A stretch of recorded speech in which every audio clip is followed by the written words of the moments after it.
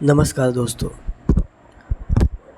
आज IBPS bank clerk का vacancy आया हुआ है, उसके बारे में हम लोग बातचीत करेंगे कि कितना नंबर ऑफ़ वैकेंसी है, एलिजिबिलिटी क्राइटेरिया क्या है, एज लिमिट क्या है, नंबर ऑफ़ वैकेंसीज़ कितना है। ओके, आइए हम लोग बातचीत करते हैं आगे। क्या है institute of banking personal selection notification CRP common recruitment process CRP clerk 14 common recruitment process for the recruitment of clerks in participating banks for vacancies 2025-26। Okay, आइए बातचीत करते हैं। Online registration including the edit oblique modification of application by candidates 1 जुलाई 2024 से 21 जुलाई 2024 तक है। Payment of application fee oblique intimation charge online तो 1/7/24 से 21/7/24 तक ये भी डेट है। Conduct of pre examination training PET 12/8/24 यानी कि 12 अगस्त 2024 से 17 अगस्त 2024 तक। Download of call letters for online examination preliminary August 2024 यानी कि प्रिलिमिनरी यानी प्री एग्ज़ाम अगस्त 2024 में होगा। Online examination preliminary August 2024। Result of online examination preliminary September 2024। Download of call letter for online examination main examination कब होगा? सितंबर अक्टूबर में होगा, यानी कि ज़्यादा अंतर नहीं रहेगा, ज़्यादा टाइम नहीं मिलेगा मेंस एग्ज़ाम के लिए। अगस्त में प्री एग्ज़ाम होगा और मेंस एग्ज़ाम कब होगा? सितंबर अक्टूबर में होगा। ऑनलाइन एग्ज़ामिनेशन मेंस अक्टूबर 2024। प्रोविज़नल अलॉटमेंट अप्रैल 2025 और आपका जो अलॉटमेंट हो जाएगा, आपका नौकरी फिक्स हो जाएगा, यानी फाइनल लिस्ट पब्लिश होगा अप्रैल 2025 में। ओके, इसमें हम लोग बातचीत कौन कौन सा बैंक पार्टिसिपेट करेगा इस रिक्रूटमेंट प्रोसेस में, उसके बारे में बातचीत करेंगे। आगे नेक्स्ट देखते हैं।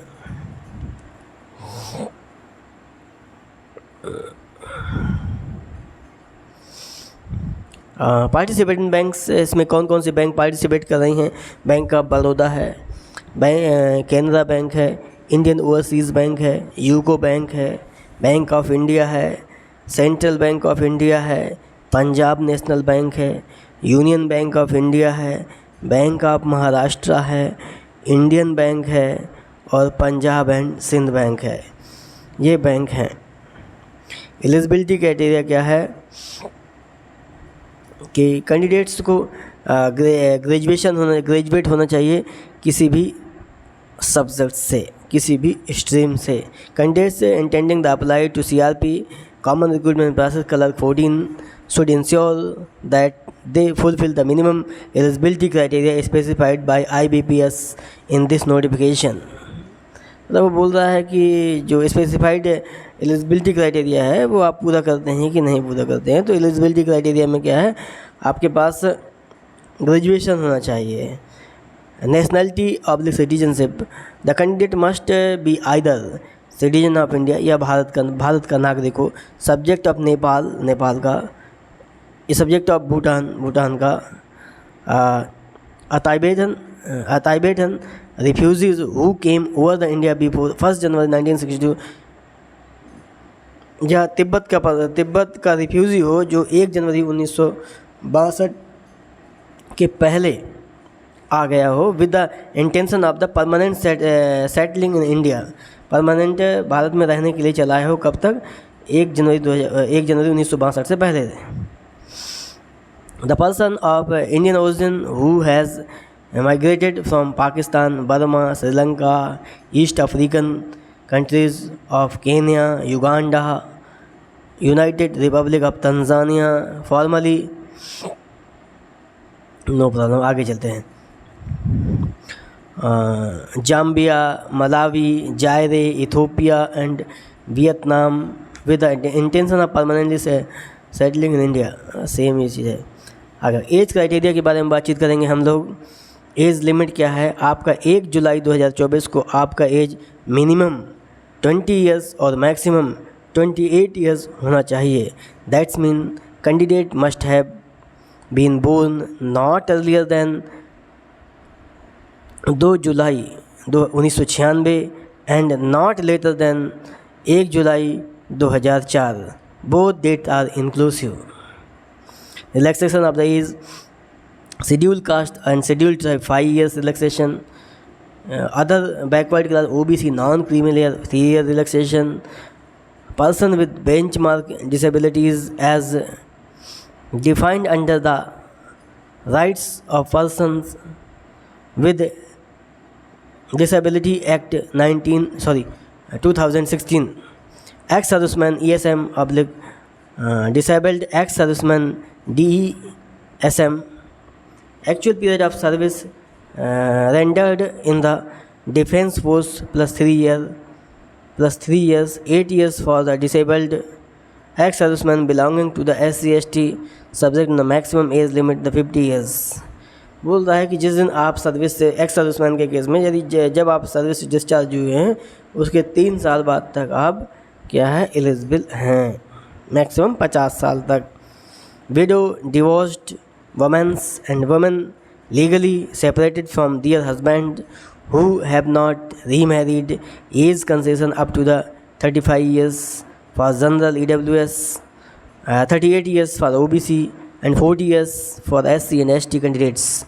Persons affected by the 1984 riots, उनके लिए एज में 5 years का छूट दी जाती है। आगे नेक्स्ट बात करते हैं, वो बातचीत कर लिया है।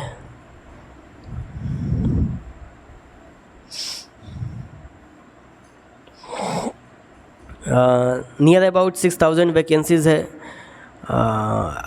अभी से ही आप प्रिपरेशन करना स्टार्ट कर दीजिए, क्योंकि अगस्त में एग्ज़ाम है आपका और सितंबर अक्टूबर में क्या है मेंस एग्ज़ाम है। ओके, एजुकेशनल क्वालिफिकेशंस में एज ऑन 21/7/2024 के हिसाब से डिग्री यानी graduation in any discipline from the university recognised by the government of India और any equivalent qualification recognised as such by the central government. The candidate must possess valid mark sheet / degree certificate that he/she is a graduate on the day he/she registers and indicate the percentage of mark obtained in graduation while registering online। Computer literacy,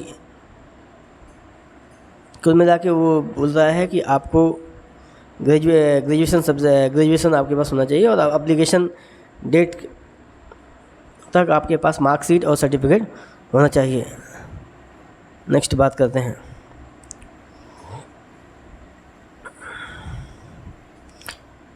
application fee and intimation charge. Application fee intimation charge online payment from 1/7/2024 to 21/7/2024। Both date inclusive shall be as follows: 175 inclusive of GST for SC/ST, PWBD, ESM, DESM candidates। PWBD, SC/ST ex-serviceman और disabilities ex-serviceman के लिए 175 rupees है, और इसके अलावा सब के लिए 850 रुपीज़ है। Bank transaction charge for the online payments of the application fee intimation charge will have to be borne by the candidates। Structure of examination. The structure of the examination which will be conducted online are as follows: preliminary examination objective test होगा ये, name of test English language, medium examination English, number of question 30, number of maximum mark 30, और time allotted each test separately timed in 20 minutes. Numerical ability 35 questions, 35 marks, 20 minutes. Reasoning ability 35 questions, 35 marks, 20 minutes, और total 100 question 60 minutes. ये जो mark रहेगा सिर्फ qualifying है, ये next merit में नहीं ऐड होगा, यानी कि मेन से जो फाइनल मेरिट बनेगी उसमें ऐड नहीं होगा, ये केवल क्वालिफाइंग रहेगा. Mains examination subject test, name of the test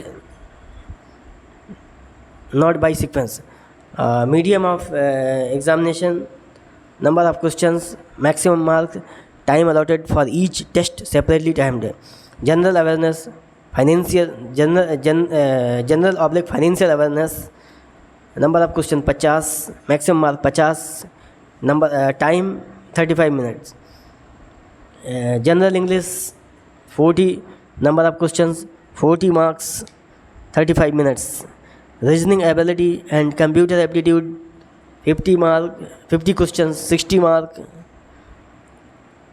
45 minutes, quantitative aptitude 50 questions 50 mark 45 minutes, total 190 questions 200 marks 160 minutes. आगे बात करते हैं list of version of test medium the examination for CRP clerk 14 according to the state of duty applied for.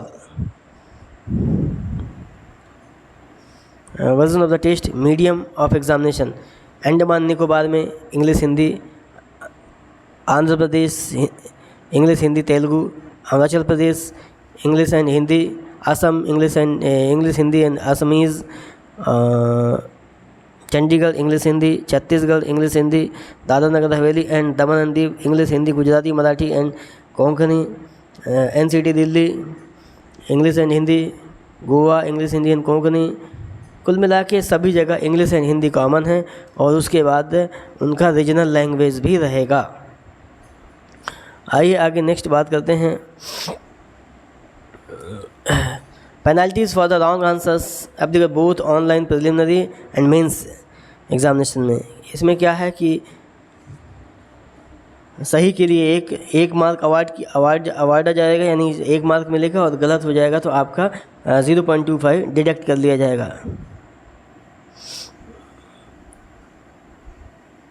Examination centres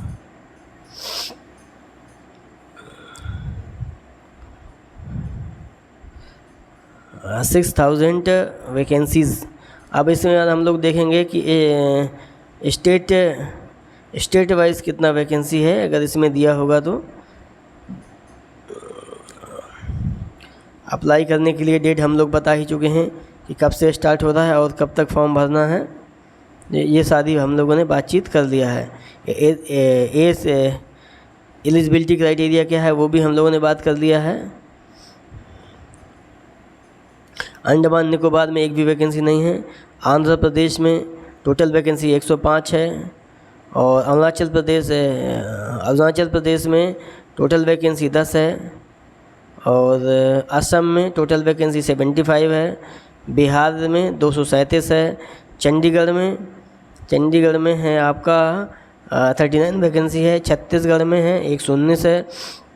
Dadar Nagar Haveli and Daman and Diu में 5 है total vacancies और गोवा में 35 vacancy है. गुजरात में 236 वैकेंसी है.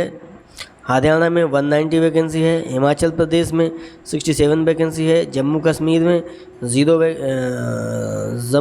में है जाके 20 वैकेंसीज है. झारखंड में 70 वैकेंसी है. कर्नाटक में 457 वैकेंसी है. केरला में है 106 वैकेंसी है. लद्दाख में 3 वैकेंसी है. लक्षद्वीप में 0 वैकेंसी है. मध्य प्रदेश में 354 है. महाराष्ट्र में 590 है. मणिपुर में 6 है. मेघालय में 3 है. मिजोरम में 3 है. ओके, मिजोरम में 3 है, नागालैंड में 6 है, उड़ीसा में 107 है, पुदुचेरी में 8 है, पंजाब में 404 हैं, राजस्थान में 205 है, सिक्किम में 5 है, तमिलनाडु में 665 है, तेलंगाना में 104 है, और तेलंगाना के बाद त्रिपुरा में 19 है, उत्तर प्रदेश में 1246 है, उत्तराखंड में 29 है, वेस्ट बंगाल में 9 है, वेस्ट बंगाल में 331 है। एग्जामिनेशन सेंटर्स की बारे में हम लोग बातचीत कर लेंगे। प्री एंड मेंस एग्जामिनेशन दोनों के लिए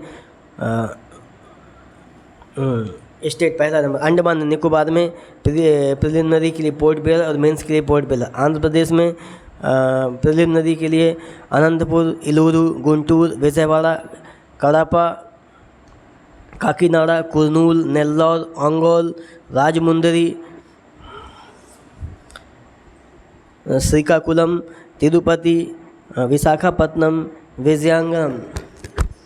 और मेंस एग्ज़ाम के लिए गुंटूर है, विजयवाड़ा है, कुर्नूल है और विशाखापत्तनम है। अरुणाचल प्रदेश में नाहरलागुन मेंस में भी है। असम में डिब्रूगढ़ है, गुवाहाटी है, जोरहट है, सिलचर है, तेजपुर है और मेंस के लिए गुवाहाटी है, सिलचर है। इसी प्रकार से हम लोग बातचीत करेंगे। मेनली हम उत्तर प्रदेश का बातचीत करेंगे। उत्तर प्रदेश में प्रिलिमिनरी के लिए आगरा है, अलीगढ़ है, बरेली है, फैज़ाबाद है, गाज़ियाबाद है, गोरखपुर है, झांसी है, कानपुर है, लखनऊ है, मथुरा है, मेरठ है, मुरादाबाद है, मुजफ्फरनगर है, नोएडा है, ग्रेटर नोएडा है, प्रयागराज है, सीतापुर है और वाराणसी है। मेंस एग्ज़ाम के लिए गाज़ियाबाद है, ग्रेटर नोएडा है, कानपुर है, लखनऊ है, मेरठ है, प्रयागराज, वाराणसी है। नेक्स्ट बातचीत करेंगे आगे।